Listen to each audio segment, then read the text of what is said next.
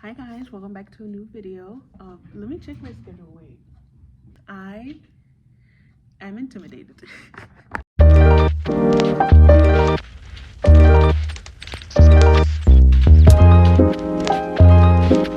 Hi guys, welcome back to a new video. My name is Miriam Barajas and welcome if you're new, and then welcome back if you are a returning viewer. So for this week's video, we are going to talk about everything college regarding financial aid, scholarships, grants, and loans. I also wanted to go over work study because I feel like that's not talked enough, but this video is going to be dedicated to my two cousins, Giovanni and Chuy. They are seniors in high school and there's so much information out there, and I just kind of want to make this their foundation when it comes to information. Didn't mean for that to rhyme. And simply because I do visit them, we have one-on-one conversations, but I feel like the information that I give them can be so overwhelming that I just kind of want to give them a break, give them this video. And so if they have more questions or it's something that they didn't think about, they can obviously hit me up. And like I said, it's just a foundation of information that I want for them to use. So like I said, we're going to be talking about FAFSA, when do you apply, why do we use it. We're going to be talking about scholarships, like what is a scholarship, what kind of scholarships are there, grants, who is grant, why, what is a grant, and again, are loans subsidized and unsubsidized, why people like them, why people hate them, and our work study. So without further ado, let's get started. Okay, so what is FAFSA? What's it about? Why am I hearing about it all the time? So FAFSA is basically the free application for federal student aid. This application has to be renewed every year that you're in school in order to gain your financial aid package / offer from your university. If you're a returning student, it's just another way to continue paying for school. If this is your first year, this is information that is used by each university that you apply for to send and offer you what they are able to pay if you were to go to their school. The reason that there are so many changes this year is because there has just been a lot of talks of how people qualify for financial aid, and there's just been a lot of things that have been removed, that have been added, that has been changed, and one of them being the start application date. And the reason I say start is because apparently there's a deadline, yes, and we're gonna go over that right now.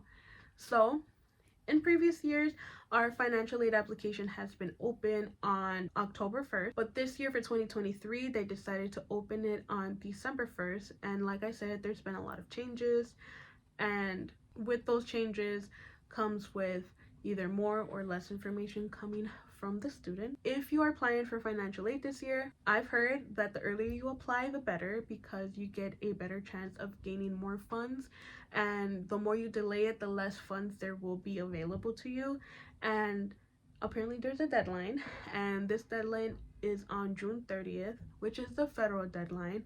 Of course, each state situation and university is different, so just make sure that you're aware of that. But usually the federal deadline is June 30th, where they close all their applications. And if you got one, cool, and if you didn't, you gotta find a different way to apply and gain money for your scholarship funds. So now we're gonna go in depth with what each change is for our financial aid this year. And the first one, or I should say the second one, kind of technically, would be that the application is going to be more user friendly and shorter. The reason for this is because the FAFSA application can be very time consuming. So once for again those first time users, all of this information may be irrelevant because you didn't know that there was a change. So this is what you know. And for those who are returning, I heard that it's going to be a lot shorter, a lot direct, and a lot more beneficial, because it'll help you either open doors for the Pell Grant or for being qualified for different grants or work study. With that being said, this year they also, for number 2, wanted to emphasize that everyone should have their FSA or Federal Student Aid ID. And the reason that they want to emphasize this is because they want to make sure that everyone using it has their electronic signature and it's verified and it's, you know, legit, legal, all that good stuff. So make sure that you yourself as a student have your Federal Student Aid ID ready to go. And let's say if you're a parent, like if a parent or someone else is also contributing into your application, make sure that they have their FSA ID, because again, it could be very time consuming. So just make sure that you have that ready to go. Make sure that you have your ID and password secured, because I'm the type who usually forgets. So just make sure that you have that available to you to access. If you're deciding to do it different parts, just make sure that you have it, and especially because it will be used for an electronic signature. In addition to more emphasizing tools and technology, they are making sure that you are aware and are consenting to using their tax data transfer tool. This is usually from the IRS, and the IRS will send you a notification in the mail saying that you use this tool on the FAFSA application. So don't worry if you did do it and do receive one, but do worry if you don't go to college and you receive this letter. It's kind of like a precaution thing that they do and that they're emphasizing on FAFSA to consent for.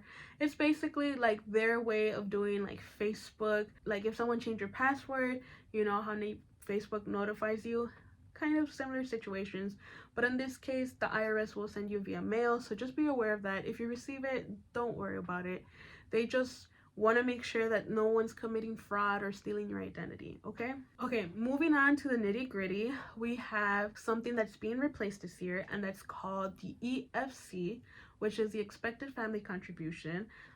This program or this calculation is different from what they're introducing this year, because you could only contribute, I think, a minimum of $0, and this calculated your tax, assets, income. And the reason that it's being changed, it limited a lot of students for gaining financial aid for different reasons, and it will be replaced by the SAI, which is the Student Aid Index, which again, it will open a lot more doors. In this case, for receiving the Pell Grant, it'll open up your eligibility for that. And in addition, you can have a contribution of negative 1,500. It feels like it really doesn't matter with this information, but it really does, because it affects people to know whether or not they're going to pay for the semester. And again, it opens a lot more doors. The only downside within this bullet point is certain benefits are not going to be in this year, such as the sibling benefit, and if you know, you know. But traditionally, it was said that the more students or siblings you had, the more money there would be. So as an example, let's say that in my family we have 3 siblings or 3 kids, and the first sibling would get $100 for college, the second sibling would get $200 for college, and the third sibling would get $300 for college. And the reason behind that is because, of course, it's always a strain to have multiple people in your household to pay for college. But this year they decided to do it as an individual case-by-case situation. So this year it no longer matters how many siblings are going to college or how many people in your household are going to college. I may be wrong, but that's what I've heard and what I've seen. So just be aware of that. For our next point, we are going to talk about the Pell Grant. And like I mentioned, the SAI, or the Student Aid Index, can really help you gain the Pell Grant to its maximum value. So with their calculations, if they deem necessary or they deem that you are eligible, you can automatically qualify to get the maximum payment of the Pell Grant, which is about $3,500. I may be wrong, but it's still a lot of money. And in addition to that, if you do qualify for the Pell Grant, it'll help you open more doors, and I'll talk about that later in this video, what kind of offers that they have or what kind of opportunities they open, so we can move forward and find a different way to pay for college, which is scholarships. So scholarships, we hear about them, but how do we get one? So for those who don't know, basically scholarships are federal aid rewards that are given to students by different organizations via companies, universities, and whatnot. And it's free money that they give to students who qualify or fit a criteria based off of their criteria. Let me explain. So there are different ones. We have academic, athletic, identity-based, activity scholarships, and chance scholarships. So for our academic scholarships, they are based off of your academic performance, off of your testing scores, or yeah, basically your grades, how well you're performing academically. And as an example, this past summer when I went back to school, I gained a GPA of 3.9, so I received an academic scholarship for doing so well. There are also scholarships out there where if you scored really high on the ACT, you can get a scholarship for that. It just really depends on who's really watching, but these usually come from your university when either as an incoming freshman through your financial aid package or throughout your performance within the university. So for our athletes out there, we have an athletic scholarship for you. The only thing or condition is that you have to be playing a sport at an elite level. But that doesn't mean that you can get a scholarship within this realm, but those are kind of the requirements that you need in order to receive the scholarship. It's based again off of, well, in this case it's strictly from the university. So if they think that you are performing at their level, they'll offer you an athletic scholarship, and yeah, they'll scout for you. You know, they'll attend your games, they'll interview you. They have their process of how to give you the scholarship and how to notify you that they're interested. So if you're an athlete performing at an elite level, keep your eyes out on that. And then moving on, we are going to talk about our identity-based scholarships. So our identity-based scholarships, they are a little bit more stricter, if you will, based off of the wordings that I saw. But basically with an identity-based scholarship, you have to fit the criteria that is either based off of religion, ethnicity, military affiliation, or disability. So there are some cases where, let's say your parent passed away during 9/11, let's say. You are eligible for a scholarship because of that. Or if you are blind or deaf, sometimes they'll send out scholarships for that. Or again, based off of your religion or ethnicity, you know, they'll send out a scholarship for how you identify yourself. Moving on, we also have activity scholarships. These are usually for STEM or theater majors, just to, you know, give you some fundings to continue in a major where you're able to build or able to create something or be a part of this activity as in like it's something small, but continue majoring and continuing your education within that realm. So as an example, you know, let's say you are in a robotics major, they'll, you know, give you a scholarship for participating in this robotics major. And I'm making it a little bit more complicated, but it's just basically giving you a scholarship for doing the activities that you do within your major. So now we're going to be talking about chance scholarships. Chance scholarships are a little bit harder to receive, and the reason being is because so many people are eligible to apply, and there are so many different ones to pick from. But don't get discouraged by that. Just think of it as a Instagram giveaway from your favorite creator. All they have you do is comment 3 people down below, and there's a chance for you to win that giveaway, which I think is really beneficial. The reason I say that is because once you apply for one, most scholarships require the same prompt over and over again. So if you did really well, you know, there's different ways to apply for one. So now that we have all these informations from all these different scholarships that we can get, how exactly do we get them? So like I mentioned in the previous ones, some of them are directly from the university, but like I said, chance scholarships are ones that you can find via websites, from your university direct. Even on Instagram, on Facebook, sometimes they'll advertise different scholarships. But the chance-based scholarships, you can find them on, by the way, this is not sponsored, but you can find them on Niche, Scholarship Owl, or FastWeb. And the reason I like those is because they have you fill out a little profile, and once you fill out that profile, they'll narrow down the search, and they'll give you which scholarships they think you're eligible for. So sometimes the prompt can be, oh, write me a sentence for why you like the color pink. Once you submit that sentence, you're now eligible, and now you have a chance to win either $500 or more. But once you start receiving scholarships, they'll tell you how to navigate with that money. Either they'll send you a check, or they'll make sure that they'll send it directly to the university.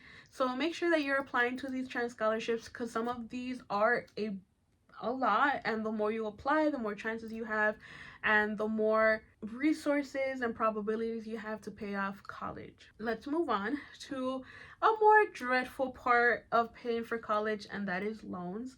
Of course, we have our federal loans and we have our private loans, but in this case, I'm going to be talking about more of our federal loans that come from the FAFSA application, which is unsubsidized and subsidized. Of course, private loans are a whole different beast within themselves, but I just wanted to focus on these because, again, they come directly from the financial aid application. So with that being said, there are two different kinds of loans. We have our subsidized and unsubsidized.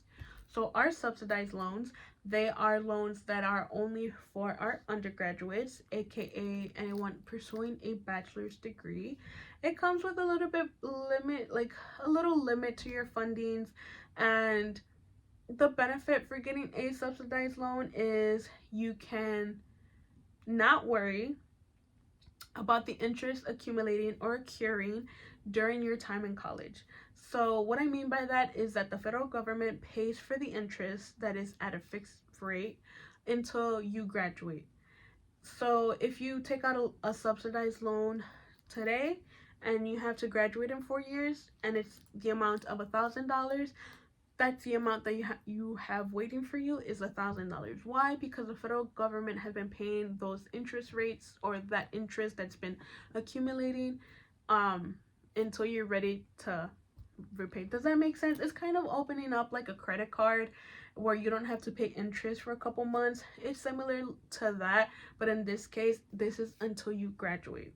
Now, with unsubsidized loans, it's kind of the opposite, if you will. With unsubsidized, these are for undergraduates or for graduate students, also known if you're getting your master's. They have more of a bigger budget, if you will, and these loans do accrue interest that will be applied for when you start paying them when you graduate.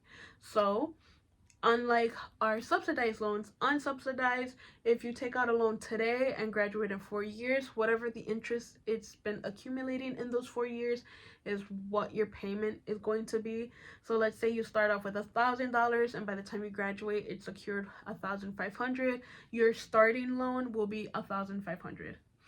So just be aware of those two differences. Again, these will be offered in your financial aid offer if you are eligible. And personally, I like unsubsidized loans because of that benefit of the government paying off the interest. So I would go that route. But if you refuse to touch loans while you're in college, just know that that's the option, and this is the information out there. In addition, if you do receive and confirm or accept these loans, the starting date to repay them would have to be until you graduate. So that's either between 0 months to 6 months. And the reason I say 0 months is because sometimes they are ready to get their money back, and they'll have sent you an email saying, hey, don't forget to sign up for your repayment plan. And it could be as you're walking across the stage. Other times it takes about 6 months to actually confirm and create an account and send you to a loan agency.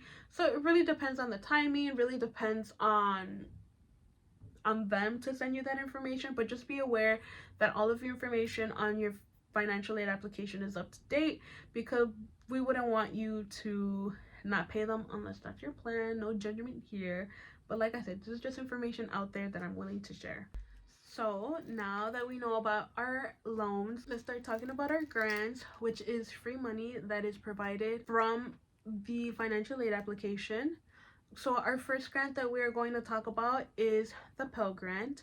The Pell Grant is a program that is offered for those who are relatively close to the poverty line. If you are eligible and receive the Pell Grant, it opens a lot of doors for different resources such as food stamps and the Connectivity Act, which is credit for you to pay your Wi-Fi. The reason I find this so beneficial is because, like I said, there's different opportunities. Like, I take advantage of the Connectivity Act, and I think they cover about $30 worth of my Wi-Fi. So if you can find an internet company out there that's willing to take it, take advantage of that, because it's another way to save for money and to have Wi-Fi at home if you need to either study from home or whatever it may be. But if you are not eligible for the Pell Grant, there are other grants out there, such as the Federal Supplemental Educational Grant. And with this grant, it's kind of like a case-by-case situation where your university does have to participate in it. In addition, you can find this information either through their financial aid office, or there may or may not be a list. But of course, we all talk on the internet, so there's ways for you to find out if they offer it or not. But again, this is information that is given to the university via the FAFSA application. Another grant that they have out there is called the Iraq or Afghanistan Service Grant. For this grant, you do have to meet certain requirements, one of them being that your parent or guardian has to have passed away after 9/11 and stationed over there during their service. You also need to be either 24 years old or younger, or enrolled in college at least part-time. So again, for this grant, you do have to meet those requirements in order to receive this. So if you didn't qualify for the Pell Grant for whatever reason, make sure that you are reaching out. Lastly, we have the Teach Grant. So the Teach Grant, again, has to come from a university that is participating in this program, and they require this thing called a service obligation in order to receive it and not pay it back. So unfortunately, or fortunately, however you see it, this grant does require you to participate in certain service obligations where they'll pay your studies. The only difference is if you do not meet those service obligations, they do require you to pay it back.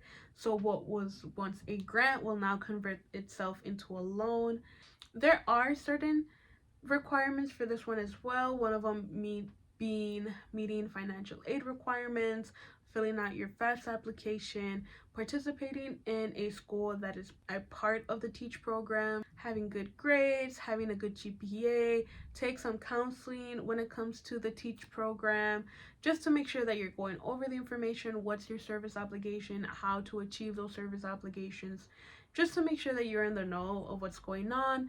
And then finally signing up and actually committing and doing your part for your service obligation. But again, if you don't, you do have to pay this grant back. I'm not sure if I mentioned this in the video earlier, but there are certain circumstances where you do have to pay these grants back, and that's if you drop out of school. And the reason behind that is because that's financial. It's basically kind of like a contract that you committed that you were going to finish the semester. But if you do drop out of school before the semester ends, you do have to pay a certain amount back. I should know because I was a college dropout at some point, and I'm still paying for the consequences of my actions. But I just want to make y'all aware of that, so you don't commit the same mistake. If they paid off the semester and you are done, just finish it, bro, because then you're gonna have to end up paying some, if not all of it back, okay? But now that we went over our grants, which is the Pell Grant, the Federal Supplemental Educational Grant, the Iraq or Afghanistan Service Grant, or the Teach Grant, we are going to talk about our work study. So some universities, and on the financial aid application, they have this program or thing called the work study option. Work study is based off of, again, your financial aid application, and you may be eligible, you may not be eligible. But if you are eligible and your university does offer you amount, I would say take it and participate in it, because your work study is basically that you work where you study. And the reason I find it so beneficial is because it does help you with networking, gaining a lot of skills depending at your job. And in addition to that, you can gain a lot more resources from your university that way. I know I have, because it's just been very interesting, the job that I took. So if you are offered this, take it. If you don't think it's worth it, then don't take it. But if you do take it, they have a different way of funding your work study compared to the loans and the grants and the scholarships. Let me explain. So the way it was told through my financial aid office, once your financial aid has paid off your tuition and all your dues and you happen to have money left over, what usually happens is that they'll send you an email for you to connect your direct deposit to a certain website that they use, obviously secured. If that money happens to be work study money, instead of sending it to you via direct deposit, it's basically your budget for you to work up to. It is obviously guaranteed, but you have to work up to that amount. So for an example, if you have $1,000 and your job is paying you a certain amount, you have to work a certain amount of hours to reach that $1,000. Once your $1,000 is complete, they're not going to fire you right away, but it really is a case-by-case situation. But the money that you are now paying after that will come from your department's budget.